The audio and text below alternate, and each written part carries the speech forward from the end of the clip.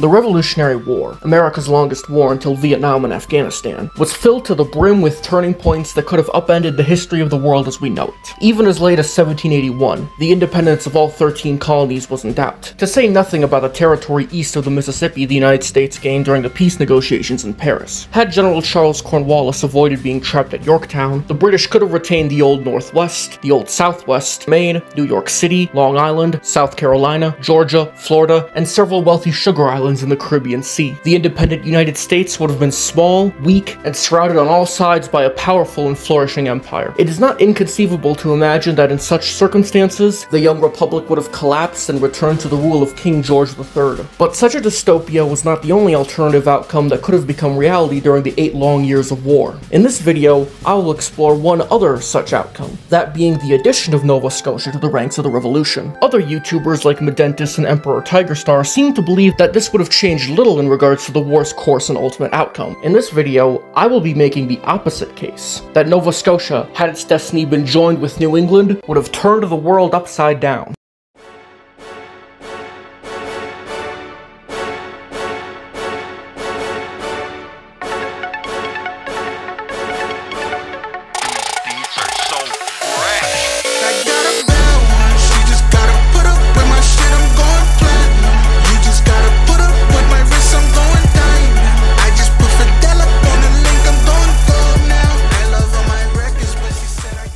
During Queen Anne's War, the French colony of Acadia was conquered by Britain and renamed Nova Scotia. In the following decades, the British government forcibly deported the French Acadians and sold their land for cheap to the inhabitants of New England. By 1775, the majority of Nova Scotia's population of 20,000 consisted of New Englanders. Nova Scotia was vital to the defense of Britain's North American empire, as it commanded the Gulf of St. Lawrence and a primary sea approach to New England. Control of this colony played a critical role in Britain's conquest of New France, when Halifax was used as a base to seize the Louisbourg fortress in 1759, opening the St. Lawrence River and allowing for the capture of Quebec City a year later. As tensions between London and the 13 colonies increased following the end of the French and Indian War, the inhabitants of Nova Scotia echoed the sentiments of their neighbors to the south. The Stamp Act of 1765 incited similar unrest in Canada's Ocean Playground, to the degree that the Stamp Master in Halifax was given protection by the Redcoats. After the shots heard around the world were fired in April 1775, the Continental Congress and the Massachusetts Committee of Correspondence sent contacts to determine how close the colony was to rebellion. But the Nova Scotians acted with caution. As the closest continental colony to the British Isles with a small population scattered along the coast, they were the most vulnerable to an attack from the Royal Navy and the lobsterbacks it transported. It did not help that, to protect North America from French attacks, the British had maintained a large military presence in Halifax, including the only Royal Navy dockyard on the continent. Caution seemed to triumph over patriotism, and Nova Scotia would not join the revolution on its own accord. But the state of affairs in Massachusetts during the opening months of the war gave the Patriots an opportunity to bring the revolution north. The majority of British troops in Halifax were sent south to Boston after the defeats at Lexington and Concord, where they scored a Pyrrhic victory at the Battle of Bunker Hill. In all of Canada, from Halifax to Montreal, there were only 700 widely dispersed redcoats. In comparison to the thousands of troops cooped up in Boston until the spring of next year, the garrison at Halifax only consisted of 390 troops, less than a third of which were fit for duty. The British naval situation was little better. Only a single vessel was regularly in Halifax, as the need to supply Boston by sea consumed most of the Royal Navy's attention. The Bay of Fundy and the Gulf of St. Lawrence were, for the time being, devoid of a significant British naval presence. Sun Tzu wrote that, quote, "When the enemy presents an opportunity, speedily take advantage of it." Benedict Arnold sought to do just that. His plan was bold, but feasible. 2,000 men, accompanied with the necessary artillery, were to advance north to St. John and Fort Chambly. While half of this force would be left to besiege these two forts, the other half would advance on Montreal and Quebec City. There was no need to wait for a larger force, and speed was of the essence. If this plan had been enacted, Arnold would have crushed Governor Guy Carleton. But the Continental Congress was slow to act and self-constrained politically. Orders to invade Quebec were not issued until 10 days after Bunker Hill, and Philip Schuyler of New York was placed in command over Arnold of Connecticut.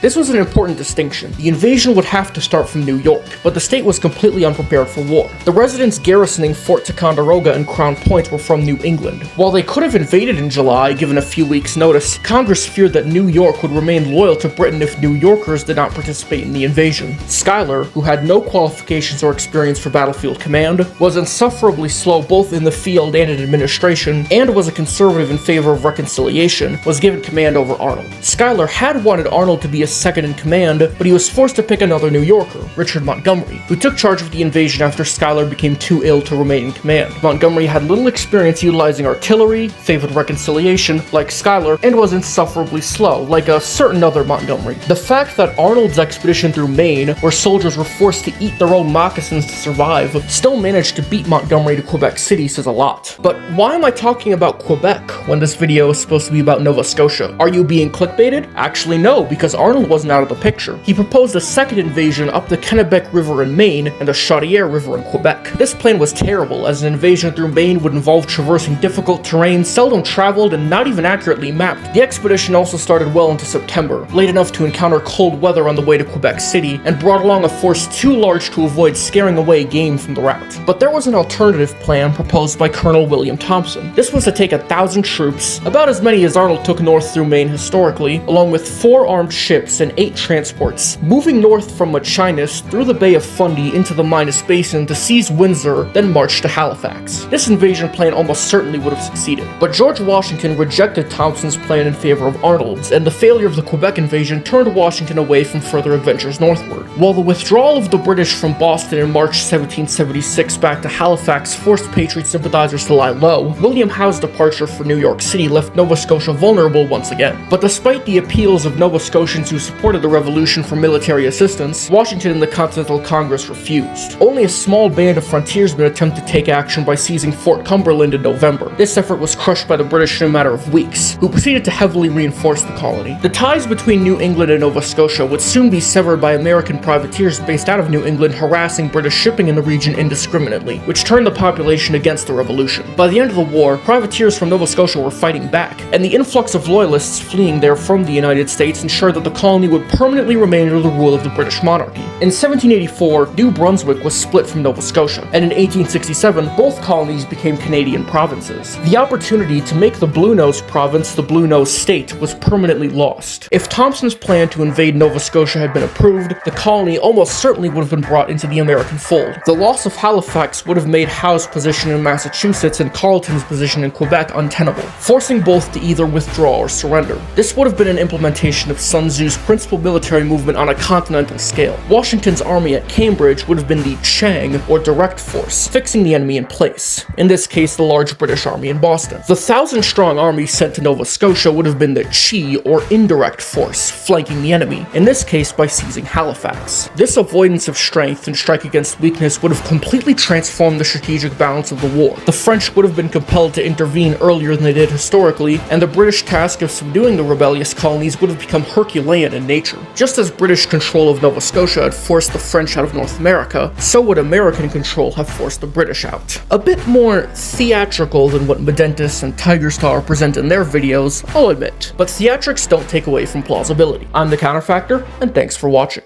Big bang bankroll, got cheat codes. Certified in the hood, boy, they all know.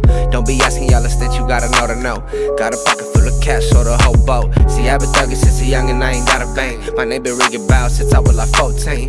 Been serving stacking from all of the dope fiends. And I ain't tripping, y'all could get it, you ain't get from